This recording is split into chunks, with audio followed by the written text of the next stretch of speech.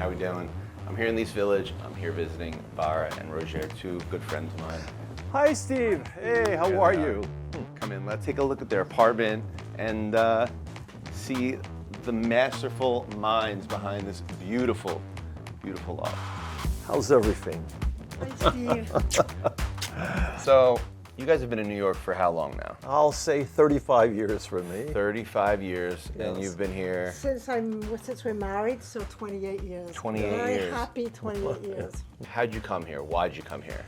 I came here, I was living in Paris at the time, and I was working for Salvador Dali, and we used to travel New York, Caracas, Paris, and I came here with him, and this was like, in the 70s, it was incredible because, you know, it was like New York was bankrupt, but there was a huge amount of creativity, and New York was unbelievable. So it was like best city in the world, and I just fell in love with it, and I stayed here. My first apartment was on 58th Street and 6th Avenue, between 5th and 6th. It was like a kind of a rough neighborhood in that time. It was only, but it was near Studio 54, which just opened like 2 or 3 months after my arrival. All right, so your formidable years in New York City, how did that mold you into who you are today based on who you were working with then and what you're doing now? Well, you know, I came here, I started working for Dali, then,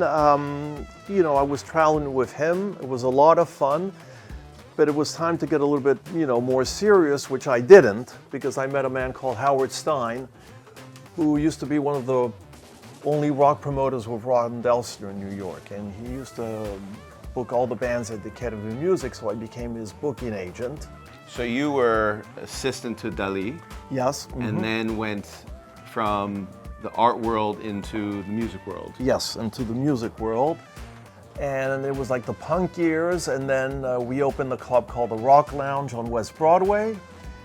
And let's say for a few years I didn't see the sunlight. And I had to get serious. So I started working with a very famous French designer called Jacques Range in Paris. And I was going back and forth. And from there on, I worked with another very well-known designer called Valerian Rebar, who was incredible. He was like one of the top designers in the world at that time. I stayed with him for a few years. And then I went on my own. And So how was the transition from music, art to music, then into design? It was easy. It wasn't difficult. It was like more like a 9-to-5 job. So it was more, you know, it was a relief. Okay, and what part of working for Dali and then working in the music industry then helped to shape your mind when it came to design? Well, working with Dali, he would invite you. See, he was living at the St. Regis, and he had cocktail parties every day at the Nat King Cole bar. Every day?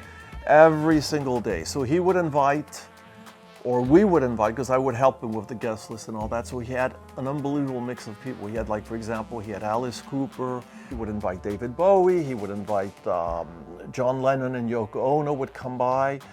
And he had a real estate guy. He had, like, you know, he had like the daughter of Kalashnikov, the man who invented all the machine guns. She was living here, Nikita Kalashnikov.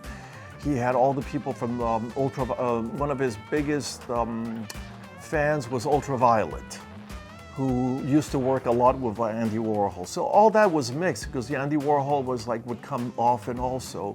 So there was a lot of, you know, in fashion designers also, like Giorgio Sant'Angelo. All that whole group, New York was a lot of fun because you would meet Truman Capote.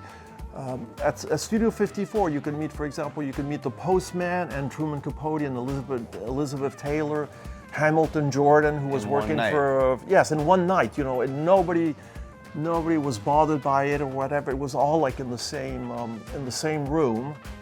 There were no VIPs, no celebrities like the Kardashians and stuff like that. That didn't, you know, that did not exist, right. You and see? There was no social media And back you then. had, like, for example, but you had great stars. You had, like, Elizabeth Taylor sitting down there, and then you had Halston next to her, and then you had, like, nobody at the bar.